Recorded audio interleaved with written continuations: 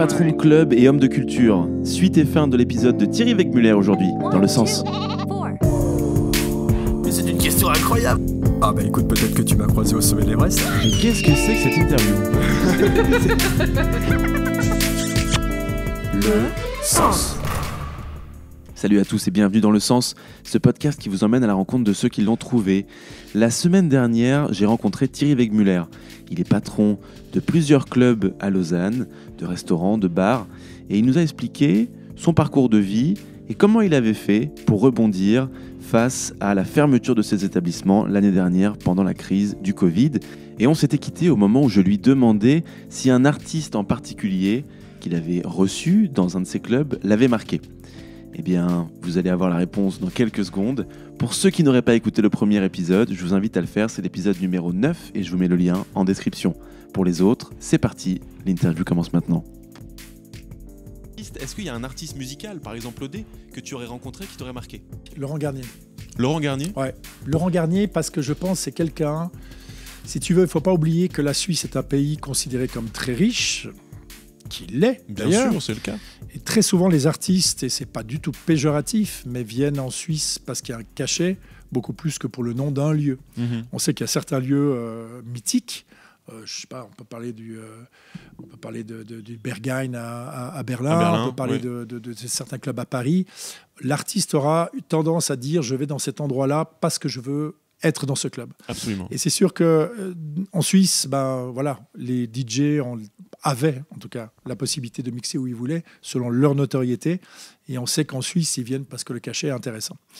Laurent, ce que j'ai beaucoup apprécié, moi j'ai très peu de contact avec les artistes. Pas parce que j'ai pas envie, mais parce que déjà, Thierry, le programmateur, le fait très bien. Et Laurent Garnier est la seule personne, quand il vient, la seule personne avec laquelle je vais manger, je partage des moments. Et je l'aime parce qu'il vient vraiment, il faut imaginer que quand il a commencé sa carrière, il a une énorme modestie. Il était là, il trimballait ses propres disques, il est vraiment parti de zéro pour arriver au niveau où il est aujourd'hui.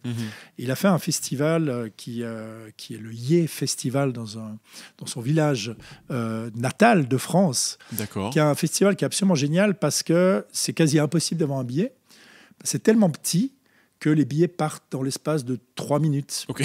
Ouais. Ça coûte 20 € l'entrée, donc ouais. Et tu as vraiment un nombre d'artistes qui s'y produisent et tu sens que la personne le fait vraiment de cœur. Et Laurent est vraiment une personne de cœur. Et c'est quelque chose que j'apprécie beaucoup. Et tous ces sets, je me rappellerai, alors ça je le dis, mais j'espère que ça ne sera pas trop diffusé.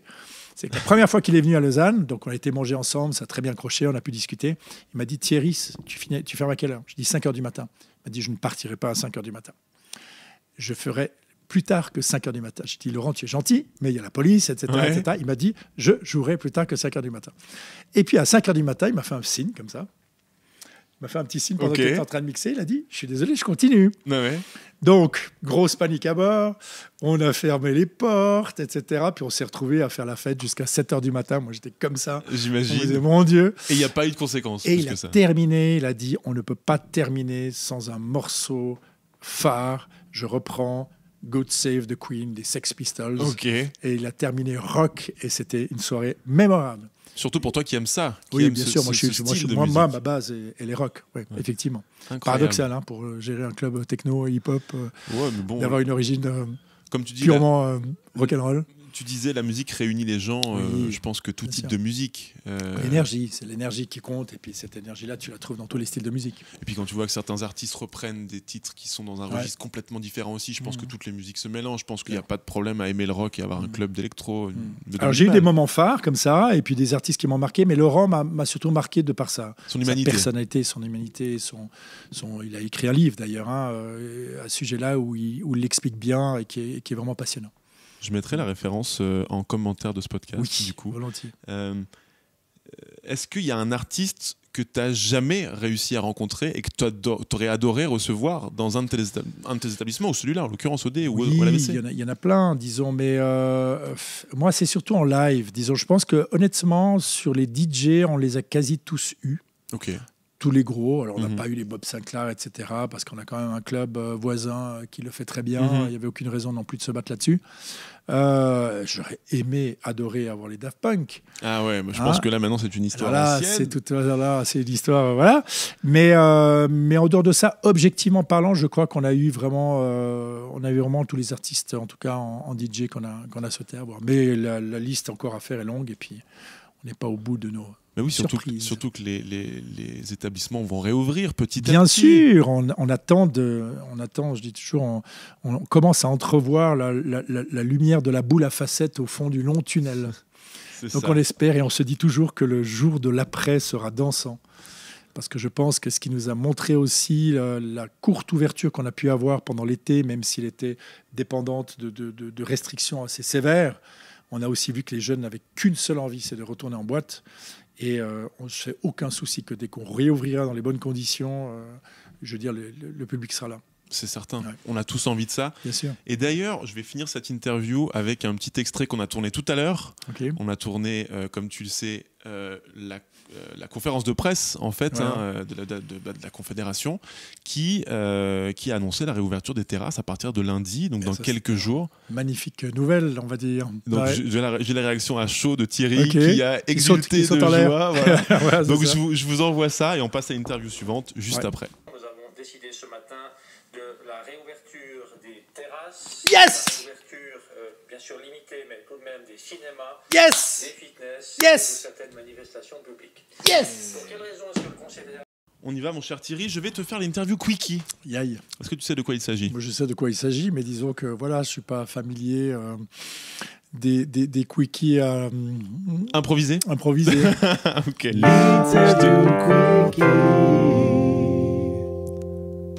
Le jingle est parti plus vite que ce que j'avais prévu, C'est pas mais grave. c'est pas grave. L'interview quickie dans ce podcast veut simplement dire qu'il faut choisir entre deux choses. Ok. Je te donne deux options. Ok, Tu dois en sélectionner une. aucun C'est une problème. interview qui va vite, D'accord, raison pour laquelle elle s'appelle l'interview quickie, je comprends mieux. sans aucun second degré. Non, on est bien d'accord. Si je te dis Led Zeppelin ou les Rolling Stones, Discipline. tu choisiras toujours Led Zeppelin. Toujours. Bon, cette question est un peu biaisée puisque je me suis renseigné sur tes goûts musicaux. Ça fait partie de mon grand regret De ne d'avoir pas les a- raté la reformation de Led Zeppelin qui a été en 2016, sauf erreur. Et on était persuadés qu'ils allaient recontinuer la tournée. Les billets se sont vendus en une seconde. Et ça, c'est le plus grand regret de ma vie, c'est de ne pas avoir vu Led Zeppelin. Ouais. Un jour peut-être. Un jour peut-être. C'est ce que je te souhaite. Tiesto ou Steve Aoki? J'en ai pris deux au hasard. Tiesto. Tiesto. Mhm. Pourquoi? Parce qu'il est plus de ton âge que Aoki? Non, ta mais je génération. trouve qu'il j'aime bien j'aime bien son énergie. D'accord. Voilà. Est-ce que tu as reçu Tiesto ici? Oui, Très bien. Et Aoki? aussi. Incroyable. Paléo ou le Montreux Alors, Jazz Festival? Steve Aoki, c'est parce qu'il est parti à la concurrence que j'aime moins. En fait, c'est ça la réalité. Ah, d'accord. Je sais pas si tu veux t'étendre sur ce sujet. Non, non, mais on est en très bon terme, tu sais. Mais oui, Voilà. oui. Enfin, en tout cas, c'est ce que c'était le cas il y a quelques années quand je travaillais avec toi, mais Mhm. aussi avec tes concurrents. Bah oui. Et je savais qu'il y avait une belle entente. D'ailleurs, Oui, sur, c'est toujours bien entendu. mais d'ailleurs sur La Belle Nuit, il me semble que vous collaborez aussi. On est collabore avec 41 clubs, hein, donc Voilà. on est obligé de bien s'entendre. Donc ne pas dire des choses qui seraient fausses. Il y a Exactement. une excellente Non, on entente s'entend sur très dans le bien monde de la avec, nuit. avec Igor et Olivier. Parce qu'on sait à quel point ça peut être la guerre aussi dans certaines villes. Ça a été du la guerre monde. au début. Hein. Je peux te dire que quand j'ai commencé au dé, mais j'avais vraiment des gens qui venaient saboter les entrées, les trucs, qui distribuaient des flyers pour aller, venez pas dans le club, venez au club concurrent. Enfin bref, ça a été rude. Je connaissais pas ça. Et surtout, il y avait un truc qui était intéressant que je ne connaissais pas, c'est le fait que les DJ avaient une exclusivité dans un endroit, ils n'avaient pas le droit de tourner ailleurs. D'accord. Moi, pour moi, ça me posait aucun problème qu'un DJ vienne chez moi, puis la semaine d'après, enfin pas la semaine d'après, mais un Quelques mois mois plus tard. après, ouais. Mais hors de question, c'est chasse gardée, et je paye plus pour le garder, etc. Donc ça, c'est une guerre que je ne connaissais, mais alors absolument pas. Et qui a bien fallu mener. Tu dirais que le monde de la nuit, c'est un milieu un peu de requin, comme le monde de la télé ou le monde artistique. Est-ce que c'est un milieu compliqué ou est-ce que tu penses que c'est une grande famille? Comment tu qualifierais cet univers? Alors, en situation de crise, c'est clair qu'on a une grande famille parce qu'on a intérêt à l'être. En situation normale, ça dépend des pays. Hein. Tu ne peux pas comparer ce qui peut se passer à Paris, à Lausanne, que sur la Côte d'Azur, où tu as des règles qui sont quand même un peu différentes sur la gestion des clubs. Je pense que Il faut imaginer que nous avons plus de 20 à 25 établissements de nuit à Lausanne, qui est une ville de 180 000 habitants. Ouais. Si tu compares avec le nombre de clubs qu'il y a à Paris versus 160, sauf erreur, et versus le nombre d'habitants, tu as un ratio qui est juste phénoménal. Donc Absolument. On a une offre à Lausanne qui est gigantesque. Tu ne peux pas t'ennuyer à Lausanne, que ce soit sur la culture, que ce soit sur les théâtres, que ce soit sur les salles de spectacle. Et c'est sûr que tu as une concurrence, ma foi, où tu dois être le meilleur, parce que si tu n'es pas le meilleur, ben, tu fermes. Et puis la plupart des établissements sont à quelques pas, là, quelques vraiment dizaines dans un mouchoir de mètres. De poche, sans avoir besoin de déplacer ta voiture. Tu vas manger, boire un verre, faire une after, faire une. Tu vois, enfin, tout est là à portée de main. Mais la chance, c'est que si tu te balades à Lausanne, t'as quand même. Si tu choisis un établissement, tu as quand même 2 chances sur 3 qu'il appartienne à Thierry Wegmüller. Non, c'était peut-être le cas avant, mais tu sais, on a fait une petite cure de minceur qui était tout à fait la bienvenue. Puis il se trouve que, alors, paradoxalement, vu la situation, on a bien fait de le faire. Oui, effectivement. Ça, ouais. Et puis tu avais démarré finalement ce changement de stratégie ou cet écrémage peut-être avant la crise. Et heureusement, on a vendu 2 établissements, mais à quelques mois de la fermeture. Hein. Et c'était par hasard. Hein. Eh bien, bravo pour cet œil de lynx. Voilà. Si je te dis Paléo ou Montreux Jazz Festival. Impossible de choisir. Je sais que tu es proche des deux. Pas possible. Ce n'est pas possible de choisir. Le Paléo a un état d'esprit. Je crois que les Paléos, j'en ai fait, mais depuis l'âge de 16 ans, j'avais même vendu des merguez là-bas. Okay. On avait un stand qui s'appelait Rock de Casbah et on était avec des amis, mon frère d'ailleurs. C'est comme ça qu'on a commencé à travailler ensemble et on vendait des merguez. On a eu d'ailleurs une petite anecdote où le chanteur de la Mano Negra est venu en fin de soirée. On était en train de tout remballer. Il a dit j'aimerais bien un sandwich merguez. Je veux un sandwich merguez. On a dit t'inquiète, on va s'organiser et tout. Et c'était notre grande fierté d'avoir eu Manu Chao qui était venu manger son sandwich chez nous. Et puis pourquoi le Montreux Jazz? Parce que le Montreux Jazz, c'est une autre manière de fonctionner, c'est une autre vision du concert. Moi, j'ai eu la grande chance de bien connaître Claude Nobs, d'avoir passé des soirées incroyables au Picotin et d'avoir des moments qui étaient absolument extraordinaires où tu rencontrais les artistes dans un lieu phénoménal. Très intimiste. Un Chili Gonzalez qui joue devant toi, devant 20 personnes, tu vois, des choses incroyables. Et c'est une autre manière de voir les choses et les deux ont totalement leur sens. Je ne pourrais pas choisir entre les deux. Je comprends. Pour connaître aussi les deux, c'est vrai que c'est des atmosphères et des ambiances complètement différentes et qui se complémentent très bien et qui se succèdent en plus dans l'année.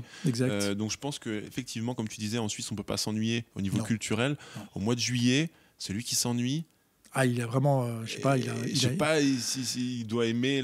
Même dans foudre. La new folk music, il trouvera son chemin, tu vois, et dans le yodel. Il y a une offre pléthorique. Rien à voir, mais je sais que tu es un gastronome. Si je te dis pizza basse crème ou pizza basse tomate, tu choisis quoi? Basse tomate. Ah ouais. Tu sais pourquoi je te pose la question? Non. Parce que je suis normand et que chez nous on met de la crème partout. Ah ok, d'accord. Bah, tu vois, voilà. Je connaissais pas, il faut que je vienne en Normandie. Ouais, on met de la crème partout. Mais vraiment partout. D'accord. Sucré ou salé? Salé. Ouais. Tu vas plutôt... Fromage, j'adore. Charcuterie, j'adore. Tout ce qui fait grossir, j'adore. C'est bien, moi aussi. Ouais, il faut faire du sport après, c'est ça. Ouais, on va pas continuer sur ce sujet-là. Michael Jackson ou Prince? Prince. C'est bien, comme tu vois, je pose des questions culinaires et gastronomiques et en même temps de la musique. Ouais. Et je les ai vus les deux en concert et j'avoue que j'étais très impressionné de voir Michael Jackson qui a joué d'ailleurs ici à Lausanne. Hein. C'est vrai? Ah ouais, dans le stade de la Pontaise. Oh, wow. J'ai eu la chance de voir ça. Je l'ai fait parce que j'avais une fille que j'aimais bien et que je draguais et qui tout à coup a dit j'aimerais tellement aller voir Michael Jackson. Je dis, c'est bon, j'organise ça. Et puis malheureusement, ça n'a pas suffi. Mais voilà, c'est comme ça, c'est la vie. Et puis Prince, parce que j'ai eu la grande chance de voir ces 3 concerts à Montreux, les uns après les autres, chaque fois avec une énergie différente. C'est un artiste incroyable. Il n'y a rien qui est formaté, il n'y a rien qui est calculé. C'est quelque chose de très spontané. Et j'ai vécu des moments géniaux. C'est un surdoué de la musique, hein, je pense. Il savait faire tous les instruments. Ouais, c'était incroyable. Ouais. J'aime bien que tu parles de ça parce que c'est vrai que... Dommage que les deux, mais même les deux soient partis, c'est une grande perte. C'est sûr, c'est sûr pour la musique et pour le monde. Exact. J'ai une question particulière. Aïe. Si tu avais le choix entre aller dans le passé et y rester, ou aller dans le futur et y rester, qu'est-ce que tu choisirais et pourquoi? Bon, le futur est à découvrir. Le futur... Je suis pas quelqu'un de très nostalgique. D'accord. Je pense que j'aimerais beaucoup revenir sur certains moments en arrière, mais en gardant ce que j'ai acquis à l'heure actuelle, ce qui changerait le regard de ce que j'ai vécu, évidemment, vu que c'est pas possible. Donc je dirais que revenir en arrière, non. Je pense plutôt le futur, oui. Le futur. pour voir ce à quoi ressemblera le D dans 35 ans. Par exemple, voir ce que feront surtout mes enfants, ça, c'est sûr, voir un peu comment les choses évolueront. Ouais. Très bien, merci pour cette réponse. Si tu devais me citer un film, ton film préféré? Celui avec Depardieu dans lequel tu as failli passer. Non, c'est une catastrophe. Ouais, je suis un grand fan de David Lynch quand même. Je crois que j'aime beaucoup des Mulholland Drive. J'aime beaucoup ce type de film. J'aime beaucoup l'ambiance qu'il crée. C'est un fou, hein. Il est complètement taré. Après, j'ai en tout cas une dizaine de films qui m'ont marqué. Mais s'il y en avait un seul, il faudrait que je puisse avoir un peu de temps pour y réfléchir tellement que j'ai vu de films et tellement que j'ai eu du plaisir à les voir. D'accord. Si je te dis un pays, lequel choisirais-tu? J'aime beaucoup la Suisse quand même. J'ai eu la chance de vivre dans plusieurs pays différents. J'ai vécu en Californie, j'ai vécu en Allemagne, j'ai vécu en France, en Corse, qui n'est pas la France. Quand même, un petit peu. Moi, je suis fier que cette partie de la France laisse là où elle est. Au Sénégal, donc, effectivement. Et puis, quand j'avais 18-20 ans, je voulais absolument quitter la Suisse, pour moi, qui était ennuyeuse au possible, et où j'étais persuadé que je n'y mettrais plus jamais les pieds. Et il est vrai qu'aussi, à travers cette pandémie, on est quand même resté en vase clos quand même pas mal de temps. J'ai quand même apprécier le fait qu'en l'espace de 20-30 minutes, tu peux être dans la nature, dans la montagne, tu peux aller skier, tu peux faire des tonnes de choses, tu es près de tout. Et puis c'est aussi une société, enfin on le voit au niveau de la pandémie, qui a quand même bien réagi. On a eu quand même beaucoup plus de liberté que nos voisins. C'est un pays que j'aime beaucoup. Je pense que c'est un pays que je ne quitterai pas, même si je sais que je vais encore beaucoup voyager. Très bien, merci pour cette réponse. C'est vrai que la Suisse, je pense, plaît aux gens, parce que c'est un pays fabuleux, mais à des périodes de vie particulières. Ouais. Je pense que le jeune de 20 ans a besoin d'évasion, a besoin d'aller ailleurs. Avant d'y revenir. Et moi, je suis arrivé en Suisse à ce moment-là. Donc, j'ai du mal à trouver mes marques, parce que c'est un pays où tout prend du temps. Ça prend du temps de se faire un groupe d'amis, ça prend du temps de commencer à connaître les lieux et à se plaire, je trouve. Et je pense que plus les années passent, plus on apprécie et plus on sait la chance qu'on a d'être dans ce pays merveilleux. Bien sûr, et puis il faut que, tu vois, c'est comme dans tout pays. J'ai beaucoup d'amis qui partent à l'étranger. C'était un peu le rêve de leur vie, de construire quelque chose ailleurs. Il ne faut pas oublier que toutes les relations que tu as faites, elles sont là, tes amis sont là. C'est pas évident de changer de pays. Et j'ai quand même un petit rêve. Et mon petit rêve, c'est de me trouver un petit endroit où, figure-toi, je servirai des bières dans une petite plage à surfeurs. Okay. Et j'ai envie de me retrouver et de faire ça à un moment de ma vie, quelques mois comme ça par année. J'ai un énorme plaisir à faire ça. De déconnecter avec tout ce que tu connais le reste de l'année. Mais je me connais, quoi. Je commence avec le bar, puis je me dis, tiens, je mettrais bien un resto, puis tiens, je mettrais bien ci, un petit puis DJ, tiens, et puis une offre avec quelques tapas. Extérieur, puis après je dirai à mon frère, à ma soeur, allez, c'est reparti pour un tour. Non. Ça, c'est sûr. Mais oui, faire un petit truc comme ça, sans conséquence, tu vois, un truc où tu t'amuses et puis tu te fais plaisir. Très bien. Dernière question de cette interview quickie. Si tu devais choisir une heure de la journée, je te dis que jusqu'à la fin de ta vie, tu ne vivras que à cette heure-là. 5h du matin, j'aime beaucoup. C'est pas parce que j'ai des frissons etc. et que je bouge le son, mais c'est parce que 5h du matin est à peu près le moment où je me lève, en temps normal. Et j'adore le fait d'avoir... c'est là où j'ai tout... Moi, je suis quelqu'un du matin. C'est là où toutes mes idées sont très claires. Et c'est là où je fournis le meilleur travail, de 5h à 6, 7, 8h le matin. Okay. Pendant longtemps, j'ai travaillé le matin. Ensuite, j'ai préparé le petit déjeuner pour les enfants. On mangeait chaque fois, et ma femme, on mangeait chaque fois à des moments différents. Et j'ai toujours aimé le matin. Et encore maintenant, on est en pleine pandémie, où en théorie, je n'ai pas beaucoup de travail. Je me lève encore toujours tôt le matin. Et c'est des moments que j'apprécie énormément. D'accord, 5h du matin. Et du coup, même quand il t'arrive d'être dans ce club à 5h du matin pour la fermeture, c'est intéressant. Là, c'est vrai que c'est quand je finis à 3-4 heures, je ne vais pas me lever à 5 heures, disons. J'imagine. Mais en temps normal, la plupart du temps, je me couche très tôt et je me lève très tôt. D'accord. Paradoxalement. Pour un homme de la nuit. Ben ouais. Intéressant de savoir, de connaître le rythme finalement d'un patron de club. Cette interview est terminée. Nous passons à la dernière interview, si tu es d'accord. Mais avec grand plaisir. Qui s'appelle Interview adaptée. Jingle. Non mais t'as vu la musique ? Mais tout le monde s'ennuie là. Hey ! L'interview adaptée. Bon, ça suffit maintenant.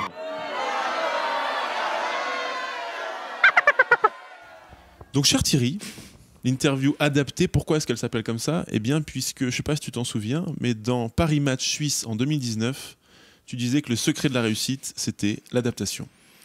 Mon Dieu, tu as des références. Tu ne pouvais pas si bien dire, puisque 2 ans après, même 1 an après, tu te retrouves à devoir t'adapter dans le plus profond de ta carrière et de toutes tes activités, puisque tout s'est arrêté.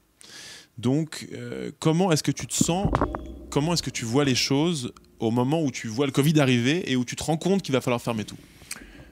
Alors écoute, c'était un énorme choc parce que tu prends conscience, en fait, le côté évidemment négatif, c'est que du jour au lendemain, tu es fermé avec tout ce que ça implique comme conséquences financières. Il faut savoir qu'on a dû batailler quand même très très longtemps pour recevoir nos indemnisations. Ça a occupé, je veux dire, pratiquement une année de mon temps avec les comités. On a fait des manifestations, on a été tous les mardis déposer des tracts aux députés du Grand Conseil. Enfin, on a essayé de faire un travail intelligent qui était de dire, OK, on comprend votre problème, mais écoutez-nous quand même et puis venez-nous en aide tel que vous l'avez aussi dit. Parce qu'on parle vraiment, quand tu fermes un lieu, c'est une expropriation du droit d'exploiter. C'est pas une aide que tu dois recevoir, c'est une indemnisation. Rien à voir, c'est un droit. Bien sûr. T'empêche de travailler. Et il est vrai que il y a une double révolte. C'était l'une de dire pourquoi on prend autant de temps avant de régler une problématique financière dans un pays qui est extrêmement riche et qui peut réagir de manière assez rapide. Et là, je parle surtout au nom de mes collègues. Moi, j'ai eu la chance de pouvoir bien gérer la situation, mais je parle vraiment de tous mes collègues. Clubs, bars, cafés, restaurants, traiteurs, qui, pour certains, ont été au bord de la faillite et qui ont eu des gros problèmes psychologiques. Certains ont ouvert en 2019. Certains ont ouvert en 2019. Et alors, il y a eu cette révolte. Après, il y a aussi le fait que, moi, j'ai des jeunes, donc j'ai aussi vu que dès le moment où tu fermes, tu sous-estimes complètement l'impact social que ça peut avoir auprès des gens et aussi auprès de soi-même. Donc, moi, j'étais quelqu'un qui voyait du monde tout le temps, tous les week-ends. Et je me retrouve du jour au lendemain à la maison, chez moi, sans pouvoir sortir, sans pouvoir accueillir du monde pendant un certain temps, comme beaucoup de monde, évidemment. Et puis, paradoxalement, c'est que la capacité d'adaptation de l'être humain est phénoménale. Ça veut dire que tu trouves toujours le moyen de t'adapter et de te dire, finalement, est-ce que c'est aussi important ou peut-être est-ce que je peux l'organiser différemment? Et puis, du coup, on s'est retrouvés avec des amis en respectant évidemment les contraintes sanitaires. Franchement, pas toujours, mais de temps en temps quand même. Et, merci pour ton honnêteté. Ben voilà, mon honnêteté. Et puis, tu vois aussi il faut savoir que quand tu es dans un milieu social, tu vois très très bien des gens qui sont tes amis, tes proches, qui seront toujours avec toi, puis tu sais très bien qu'il y a un jeu. Je veux dire, tu as une reconnaissance sociale qui est du fait de ta position, qui te permet à dire des gens, je t'invite, je t'offre un verre, etc. Ça, c'est un jeu. Pour moi, c'est qu'un jeu. C'est même pas un pouvoir, c'est un jeu. Et puis tu le vois très bien à la fin, tu vois les amis qui reviennent, qui sont tes amis, tu vois les personnes dont tu n'entends plus parler, et tu sais très bien que tu entendras très vite parler quand on va réouvrir. Bien sûr. Et donc c'est aussi intéressant de voir ça, même si intuitivement tu le sais, mais c'est bien une fois de t'en rendre compte, de te dire, voilà, je sais que si un jour j'ai un problème, ces gens-là, ils seront toujours là, et puis de savoir qui ils sont et sur qui tu peux compter.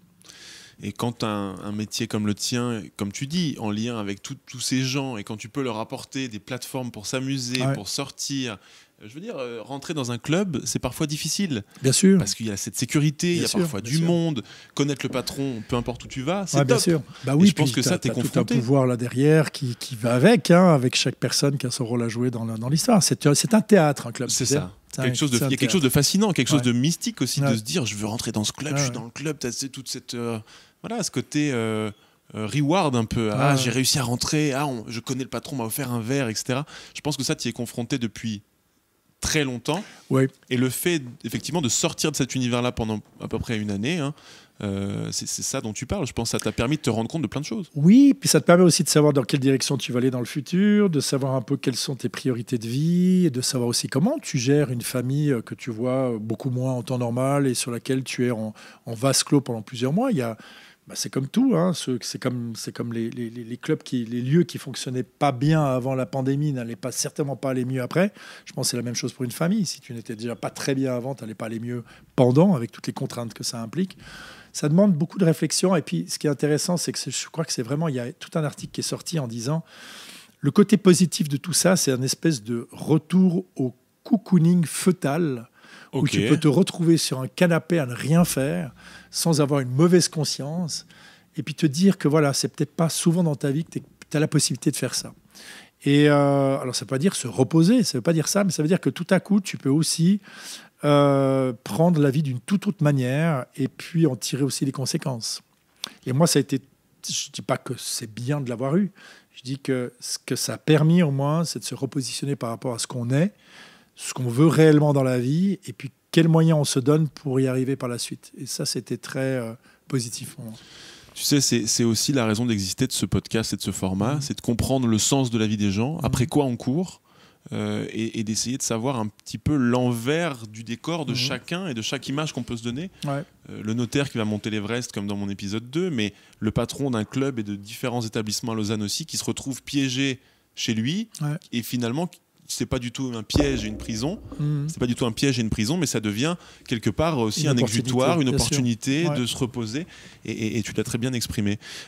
Est-ce que l'envie et le besoin de s'adapter dans un cadre professionnel, donc de trouver des alternatives ou de penser à la réouverture, ça t'est venu très très rapidement en 2020, ou au contraire tu as eu besoin de temps pour digérer un petit peu tout ça et passer à travers les étapes que tu viens de décrire? Alors oui, bien sûr, parce qu'il faut savoir aussi que les personnes ont un rapport très, très différent envers la pandémie elle-même. Tu as ceux qui sont complètement paniqués, qui voient du danger partout. Tu as ceux qui disent « mais j'en ai rien à faire, c'est de la foutaise ». Enfin, tu vois, tu as aussi tout ça qu'il faut essayer d'accorder, c'est te dire où est-ce que tu te places vis-à-vis de ça. Où est ton sens des responsabilités? Donc c'est clair que quand on a dû fermer, on l'a bien compris. Les premières séances que j'ai pu avoir avec le canton en discussion financière, c'était de dire « nous, vous pouvez nous fermer. On comprend bien qu'on sera les derniers à ouvrir, c'est sûr. Bien sûr. Et par contre, vous nous indemnisez parce que vous nous empêchez de travailler. » Et ça, je pense que c'est cette correction qu'il faut avoir. Et je dirais que ce que ça nous a un petit peu permis de faire, pour revenir à ta question, c'est de se dire aussi, est-ce que finalement la vie que je mène est celle que j'ai toujours voulu mener? Est-ce que c'est ça que j'aimerais? Est-ce que je suis autant attaché que ça? Moi, les changements que je vois dans ma vie, c'est que je vais m'organiser différemment pour la réouverture. Je vais déléguer un peu plus. Je vais développer peut-être d'autres activités. Et puis toutes les choses où j'avais jamais le temps, tu sais, parce que tu te dis, tiens, ça faudrait que je fasse, mais je peux pas. Ou alors tu t'imagines que si tu avais du temps, je te prends un exemple très précis, j'ai toujours pensé que je devrais me remettre au piano. D'accord. Parce que j'ai adoré le piano.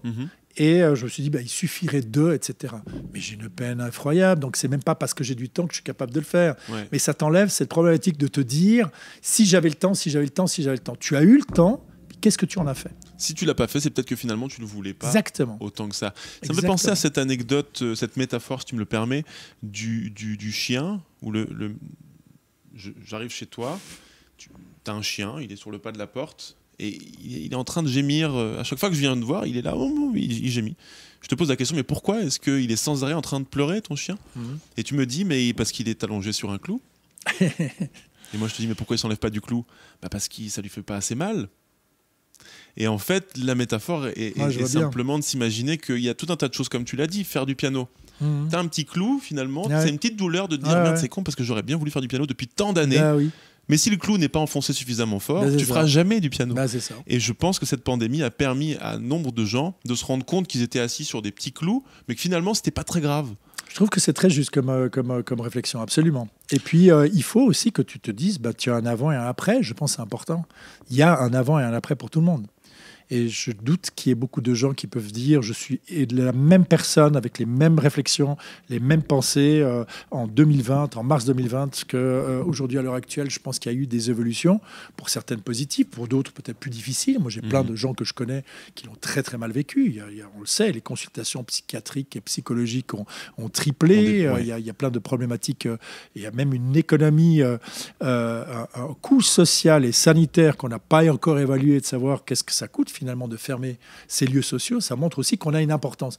Moi, ce que ça m'a permis de comprendre, c'est que je faisais un métier qui était pas par hasard. Je l'ai fait vraiment parce qu'il représentait quelque chose pour moi, et de plus l'avoir, le manque était tel que je me suis dit, oui, tu avais quand même choisi la bonne voie, vu que quand c'est plus là, ça te manque terriblement.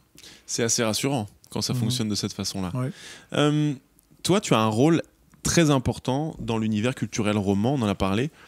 Est-ce que, alors tu nous as déjà dit que tu avais cherché à être en contact avec les autorités pour essayer de trouver des solutions, faire naître un dialogue aussi, être intégré aux discussions de réouverture.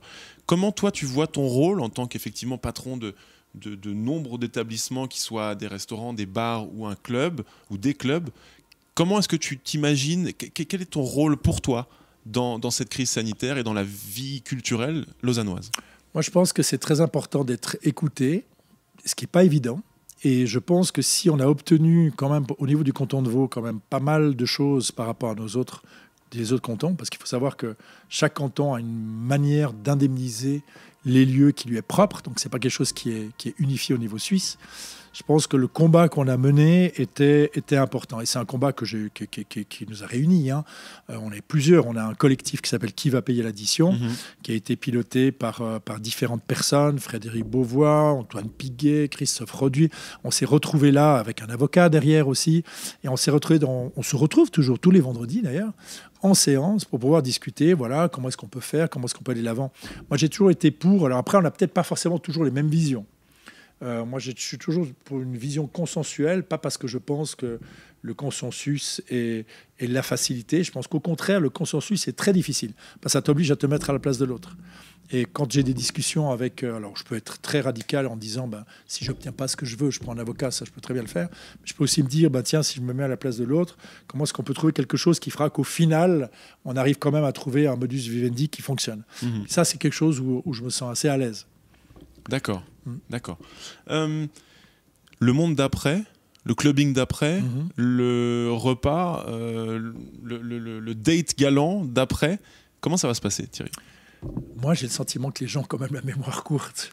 Ouais. Ce que je pense, c'est que voilà, on est dans une pandémie. On sait que ces pandémies, elles ont déjà existé par le passé. On sait que même en période de guerre, on imagine chaque fin de guerre, d'après-guerre, a été le moment de moments extrêmement festifs, etc. Les gens se sont retrouvés. Je pense qu'il y aura une réouverture, j'imagine, approximativement au mois d'août. On va gentiment revenir à une certaine normalité.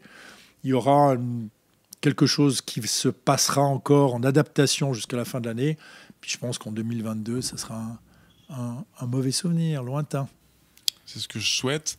Est-ce que tu as un message à passer à tous ces jeunes qui ont 20 ans aujourd'hui ou qui avaient 19 ans l'année dernière, qui sont comme ça parce qu'ils ont envie de sortir absolument toi, en tant que directeur du D et de l'ABC, tu as envie de dire quoi à tous ces jeunes ? Si toi, tu avais 20 ans aujourd'hui ? Moi, j'aimerais leur dire que vraiment, je suis désolé pour eux.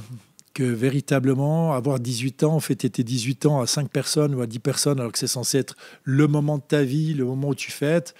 Moi, j'ai des jeunes, je veux dire, ne pas aller à l'université, ne pas pouvoir croiser des étudiants qui font toute cette richesse, c'est une année de perdu. Alors, encore une fois, quand tu as un certain âge et que tu as la possibilité de te reprojeter, puis d'avoir ce moment, en parenthèse, de tranquillité pour te repositionner, c'est bien. Mais quand tu es plein d'énergie, plein de fougue, plein de sève, et que tu as 20 ans et qu'on te dit maintenant il y a tout qui s'arrête, je ne sais pas, moi, quel est le message positif que tu peux sortir de tout ça. C'est difficile. C'est pas évident. Le sentiment est simplement d'avoir été privé de sortie une fois de plus. Mais c'est aussi de dire que voilà, ça permet peut-être après de dire, soyons aussi heureux, parce que c'est toujours aussi la problématique philosophique, c'est de dire, à quel moment est-ce que tu peux te dire, là maintenant je suis bien ? À quel moment c'est suffisant ? À quel moment tu as vu assez de concerts ? À quel moment tu as vu assez de gens ? À quel moment tu as eu assez de ci, de ça, d'argent, d'amour, de ci et de ça ? C'est peut-être aussi une manière de revenir peut-être à ta notion de clou, mais aussi de te dire, c'est quoi l'équilibre, le juste équilibre ? Je compare ça toujours un peu à une table de mixage où tu as différentes émotions que tu vas mettre. Puis cette table de mixage, elle est en évolution constante. Tu vas un peu mettre l'amour en plus, l'amitié, etc. Et je pense que cet équilibre-là, il est permanent, puis il faut en avoir conscience. Et si tu en as conscience, tu peux aussi mieux l'anticiper, puis mieux te réjouir de ce qui fait ta vie finalement. Donc si ça a pu aider ça, aider à aller dans ce sens-là, c'est tant mieux. Merci Thierry pour cette philosophie, cet instant philosophique. Je termine cette interview par une question en te disant, qu'est-ce qui fait du sens aujourd'hui, en 2021, dans ta vie, Thierry ? Ma famille, mes amis, le fait d'aller dans le sens de ce que j'ai voulu toujours faire, sans avoir de clous plantés dans mon corps. D'accord. D'aller à l'essentiel. Et puis de te dire que... Il y a une belle phrase en anglais qui dit « Enjoy today as it was your last day ». Réjouis-toi d'aujourd'hui comme si c'était ton dernier jour. Puis je pense que cette espèce d'urgence, ni dans le passé, ni dans le futur, mais dans le présent, est quelque chose d'absolument essentiel qu'on n'a pas toujours. Et c'est peut-être aussi un moyen de l'obtenir. Donc, mon vœu, c'est d'être dans le présent. Magnifique. Je te remercie infiniment pour cette interview, Thierry. Avec plaisir. Et puis, alors, je croise les doigts pour la réouverture de tous tes établissements. Déjà lundi prochain, les terrasses, ça commence. Et puis on y va. Voilà. Alors, on se donne rendez-vous sur la terrasse des Arches pour boire un café. Avec un grand plaisir, ou un verre de rosé plutôt, pour moi et pour toi. Et puis, c'est la saison qui démarre, donc exact. C'est cool. Salut Thierry, à bientôt. À bientôt, merci pour tout. Ciao. Cet épisode est maintenant terminé. Je vous remercie de l'avoir regardé sur YouTube ou écouté sur une plateforme de streaming. Je vous invite à mettre un commentaire, à liker, à vous abonner. C'est très important pour que cette chaîne continue d'exister. Et je vous dis à très bientôt avec un nouvel invité dans le sens.